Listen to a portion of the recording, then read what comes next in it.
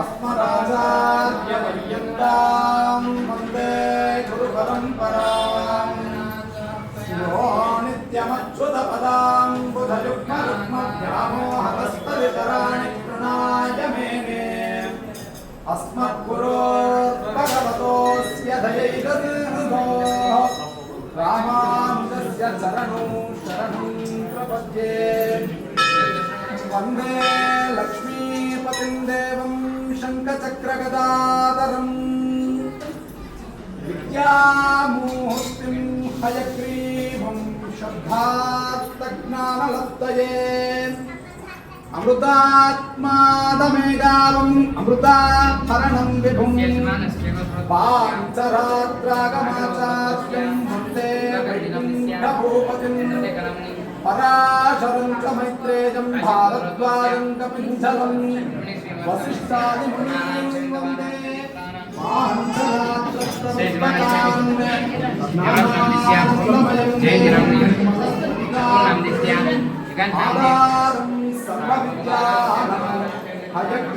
हयग्रीवमुपास्महे शुक्लाम्बरं सुन्दरवर्णं चतुर्भुजं प्रसन्नवदनं ध्यायेत् सर्वज्ञोपशान्तये यस्य प्रतवक्त्राद्यापारिषद्या पर्षदं विघ्नं निघ्नन्ति सततं विश्वक्सेनं तमाश्रये तदेव लग्नं दिनं तदेव ताराबलं चन्द्रबलं तदेव विद्याबलं देवबलं तदेव लक्ष्मीपते देवं स्मरामि यत्र योगीश्वरः कृष्णो यत्रपार्थोदनुत्तरः तत्कृष्टेर्जयो ध्रुवाणि तिम्मतिम्मम स्मृते सकलकल्याणवादनं यत्र जायते पुरुषोत्तमं नित्यं भजामि शरणं हरिं सर्वदा सर्वकार्येषु नास्ति येषां मङ्गलं येषां हृदिस्थो भगवान् मङ्गलायतनं हरिः लाभस्तेषां देस्तेषां कुतस्तेषां पराभवः येषामिदेवरस्यामो देशो जनात्तनः आपदामहत्तारं दासारं सर्वसम्पदां लोकाभिरामं श्रीरामं भूयो भूयो नमाम्यहम् श्री लक्ष्मीनारायणाभ्यां नमः श्री सीतारामाभ्यां नमः वाणी हिरण्यगर्भाभ्यां नमः सची पुरंदराभ्यां नमः श्री भूमिलालमेलमंगा समेत लक्ष्मी वेंकटेश्वर स्वामिने नमः श्री शोभने मंगले मुहूर्तेत्राब्दिभ्यां जम्बूद्वीपे व्रतकंडे विकाब्दे नेरोः दक्षिणे दिग्भागे श्रीरत्नस्योत्तर दिक्प्रदेशे कृष्णाकावेर्योः मध्यदेशे आरामक्षेत्रे समस्त देवता ब्राह्मण रुद्रन सन्निधौ अस्मिन् वर्तमानेन व्यावहारिकतान्त्रमानेन प्रभवादि षष्ठी संवत्सराणां मध्ये श्रीमतोष्टे शुभकरा पराभवनाम संवत्सरे दक्षिणायने वर्षऋतौ आषाढमासे शुक्लपक्षेऽद्यां प्रथम एकादश्यां मकारोत्सवाङ्गे भवतः अनुगृह्णन्तु भवन्तः जायामि श्रीरङ्गमङ्गलमणिं करुणानिवासम् श्रीवेङ्कटाद्रिशिखरालय कालमेघम् श्रीहस्तिशैलशिखरोज्ज्वल पारिजातम् श्रीशं नमामि शिरसा यदुशैलदीपम् लक्ष्मीवेङ्कटेश्वर स्वामिनं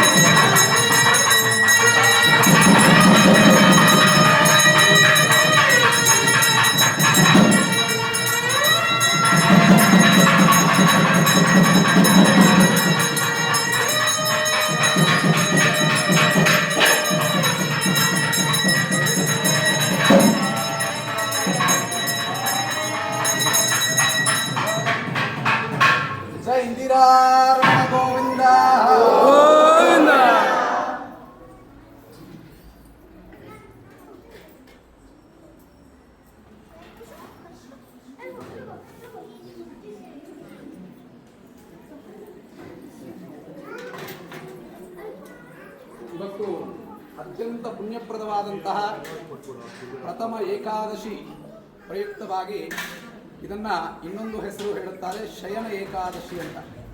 ಸ್ವಾಮಿಯವರು ದಕ್ಷಿಣಾಯನದಲ್ಲಿ ಇವತ್ತಿನಿಂದ ಶಯನಕ್ಕೆ ಉಪಕ್ರಮಿಸುತ್ತಾರೆ ಅಂತ ನಮಗೆ ಪುರಾಣ ಪ್ರತೀತಿ.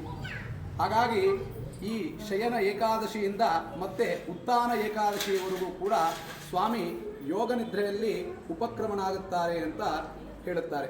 ಅಂತಹ ಈ ಜಗದೊಡೆಯನಾಗಿರುವಂತಹ ಭಗವಂತನಿಗೆ ಯಾರೆಲ್ಲ ತಮ್ಮ ಪ್ರೀತಿಯ ವ್ಯಕ್ತಿಗಳಿರ್ತಾರೆ ಅವರ ಮೇಲೆ ಅವರಿಗೆ ಯಾವ ಕಷ್ಟವೂ ಬರಬಾರದು, ಅವರಿಗೆಲ್ಲವೂ ಸುಖವೇ ಬರಬೇಕು ಅಂತ ಬಯಸುತ್ತಾರೆ. ಹಾಗಾಗಿ ನಮ್ಮ ವೈಷ್ಣವ ಸಂಪ್ರದಾಯದಲ್ಲಿ ಭಗವಂತನನ್ನು ಒಂದು ಮಗನಾಗಿ ಅಥವಾ ವೃದ್ಧ ತಂದೆಯಾಗಿ, ವಯಸ್ಸಾದಂತಹ ನಮ್ಮ ಮನೆಯ ಒಂದು ತಂದೆಯಾಗಿ ಭಾವಿಸುತ್ತಾ, ಸ್ವಾಮಿ ತುಂಬ ಕಷ್ಟಪಟ್ಟಿದ್ದೀಯಾ, ನಮ್ಮೆಲ್ಲರನ್ನ ಸಂರಕ್ಷಣೆ ಮಾಡುವುದಕ್ಕಾಗಿ, ಈ ಜಗತ್ತನ್ನು ಪಾಲನೆ ಮಾಡುವುದಕ್ಕಾಗಿ ತುಂಬ ಶ್ರಮ ಪಟ್ಟಿದ್ದೀಯಾ, ನಿನಗೆ ಸ್ವಲ್ಪ ಉಪಶಮನವಾಗಲಿ ಅಂತ ಎಲ್ಲ ಭಕ್ತಾದಿಗಳು ಕೂಡ ಸೇರಿ ಆ ಸ್ವಾಮಿಯವರಿಗೆ ಹೇಳುವಂತಹ ಒಂದು ಉದ್ದೇಶವೇ ಈ ಒಂದು ಶಯನ ಏಕಾದಶಿ. ಇವತ್ತಿನ ದಿನ ಎಲ್ಲರೂ ಕೂಡ ಸ್ವಾಮಿಗೆ ಒಳ್ಳೆಯ ಉಪಶಮನ ಆಗಲಿ ಅಂತ ಈ ಉಪವಾಸವಿರ್ತಾರೆ, ವಿಷ್ಣು ಸಹಸ್ರನಾಮ ಪಾರಾಯಣ ಮಾಡುತ್ತಾರೆ. ಸ್ವಾಮಿಗೆ ಮನಸ್ಸಿಗೆ ಉಲ್ಲಾಸವಾಗುವುದಕ್ಕೆ ಈ ರೀತಿ ಪ್ರಾಕಾರೋತ್ಸವಗಳನ್ನು, ದೀಪೋತ್ಸವಗಳನ್ನು ಮಾಡಿಸುತ್ತಾರೆ. ಅದೇ ರೀತಿ ನಾವೆಲ್ಲ ಪುಟ್ಟ ಮಕ್ಕಳಿಗೆ ನಿದ್ದೆ ಬಾರದೇ ಇದ್ದರೆ ನಾವೆಲ್ಲ ಏನು ಮಾಡ್ತೀವಿ, ಒಂದು ಲಾಲಿ ಹಾಡು ಹೇಳ್ತೀವಿ. ಆ ಥರ ಸ್ವಾಮಿಗೆ ಲಾಲಿಯನ್ನು ಹೇಳುತ್ತಾ ಆ ಒಂದು ಸ್ವಾಮಿಗೆ ಈ ಒಂದು ಶಯನ ಏಕಾದಶಿಯನ್ನು ಮಾಡುತ್ತಾರೆ. ಹಾಗಾಗಿ ಅಂತಹ ಪವಿತ್ರವಾದಂತಹ ಪ್ರಥಮ ಏಕಾದಶಿ ಶಯನ ಏಕಾದಶಿ ದಿವಸ ನಾವೆಲ್ಲರೂ ಕೂಡ ಆ ಭಗವಂತನ ಕೈಂಕರ್ಯದಲ್ಲಿ ಭಾಗಿಯಾಗುತ್ತಿದ್ದೇವೆ ಅಂದರೆ ನಮ್ಮೆಲ್ಲರ ಪೂರ್ವಜನ್ಮ ಸುಕೃತ. ಹಾಗಾಗಿ ಈಗ ಸ್ವಾಮಿಯವರಿಗೆ ಪ್ರಾಕಾರೋತ್ಸವ ಆಗುತ್ತೆ. ಅಲ್ಲಿ ದೀಪೋತ್ಸವ, ತುಳಸಿ ಬೃಂದಾವನದ ಹತ್ರ ದೀಪೋತ್ಸವ ಕಾರ್ಯಕ್ರಮ ಆಗುತ್ತೆ. ಅದಾದ ಮೇಲೆ ವೇದಿಕೆ ಮೇಲೆ ಸ್ವಾಮಿಯವರಿಗೆ ಪ್ರೀತಿಕರವಾದಂತಹ ಸಹಸ್ರನಾಮ ಪಾರಾಯಣ ಆಗುತ್ತೆ. ಪಾರಾಯಣ ಮುಗಿದ ಮೇಲೆ ಸ್ವಾಮಿಯವರಿಗೆ ಶಯನ ಉತ್ಸವ ಅಂದರೆ ಲಾಲಿ ಹಾರುವಂತಹ ಕ್ರಮ ಆಗುತ್ತೆ. ಎಲ್ಲರೂ ಕೂಡ ಈ ಕಾರ್ಯಕ್ರಮಗಳಲ್ಲಿ ಭಾಗವಹಿಸಿ ನೋಡಿ. ವಿಶೇಷವಾಗಿ ನಮಗೆ ಋಷಿಗಳು ಹೇಳುತ್ತಾರೆ, ಯಾರೆಲ್ಲ ಭಗವಂತನ ಉತ್ಸವಾದಿಗಳಲ್ಲಿ ನಾನಿದ್ದೇನೆ ಅಂತ ಹೇಳಿಕೊಡುತ್ತಾರೆ ಅವರ ಜೀವನದಲ್ಲಿ ಭಗವಂತ ನಿನಗೆ ನಾನಿದ್ದೇನೆ ಅಂತ ಹೇಳಿಕೊಡ್ತಾರಂತೆ ಸಹಾಯ ಮಾಡುವುದಕ್ಕಾಗಿ. ಹಾಗಾಗಿ ಎಲ್ಲರೂ ಕೂಡ ಆ ಭಗವಂತನ ಪೂಜೆಯಲ್ಲಿ ಆ ಒಂದು ಉತ್ಸವ ಪ್ರಾಕಾರೋತ್ಸವ ಮಾಡುವುದಕ್ಕಾಗಿ ಮುಂದೆ ಬಂದು ಭಕ್ತಿ ಶ್ರದ್ಧೆಯಿಂದ ಶ್ರೀನಿವಾಸ ನಾಮಸ್ಮರಣೆಯಿಂದ ಆ ಸೇವೆಯನ್ನು ಮಾಡುವಂಥದ್ದು. ಇದು ವಿಶೇಷವಾಗಿ ಎಲ್ಲಿಯೂ ಕೂಡ ಸಿಗೋದಿಲ್ಲ. ಯಾಕಂದರೆ ಈ ಒಂದು ಸ್ವಾಮಿಗೆ ನಾವು ಭಗವಂತ ನಮಗೆಲ್ಲ ಕೊಡಬೇಕು ಅಂತ ಅಂದ್ಕೊಳ್ತಾ ಇರ್ತೀವಿ. ಆದರೆ ಭಗವಂತನಿಗೆ ನಾವೇನು ಮಾಡೋದು ಹೇಳಿ? ಇಷ್ಟೆಲ್ಲ ಕೊಡ್ತಾ ಇರುವಂತಹ ಭಗವಂತ ಆರೋಗ್ಯ ಕೊಟ್ಟಿದ್ದಾನೆ, ದೇಹ ಒಳ್ಳೆ ಆರೋಗ್ಯಕರವಾದಂತಹ ದೇಹ ಕೊಟ್ಟಿದ್ದಾನೆ, ಬುದ್ಧಿ ಕೊಟ್ಟಿದ್ದಾನೆ, ಸಂಪಾದನೆ ಮಾಡಿಕೊಳ್ಳುವಂತಹ ಶಕ್ತಿ ಕೊಟ್ಟಿದ್ದಾನೆ. ಇಷ್ಟೆಲ್ಲ ಕೊಟ್ಟ ಭಗವಂತನಿಗೆ ಇನ್ನೂ ಏನೋ ಕೊಡಬೇಕು ಅನ್ನೋದಲ್ಲ, ಇಷ್ಟೆಲ್ಲ ಕೊಟ್ಟಿದ್ದಕ್ಕೆ ಧನ್ಯವಾದಗಳನ್ನು ಕಲ್ಪಿಸುವಂತಹ ಕಾರ್ಯಕ್ರಮವೇ ಈ ಒಂದು ಉತ್ಸವಾದಿಗಳು. ಹಾಗಾಗಿ ಇಂತಹ ಪ್ರಾಕಾರೋತ್ಸವದಲ್ಲಿ ತಾವೆಲ್ಲರೂ ಕೂಡ ಭಾಗಿಯಾಗಿ ಆ ಭಗವಂತನ ಕೃಪಾ ಕಟಾಕ್ಷಕ್ಕೆ ಪಾತ್ರರಾಗಬೇಕು ಅಂತ ನಿಮ್ಮೆಲ್ಲರನ್ನೂ ಕೂಡ ಸ್ವಾಗತಿಸುತ್ತಾ ಈ ಕಾರ್ಯಕ್ರಮವನ್ನು ಮುಂದುವರಿಯುತ್ತೆ.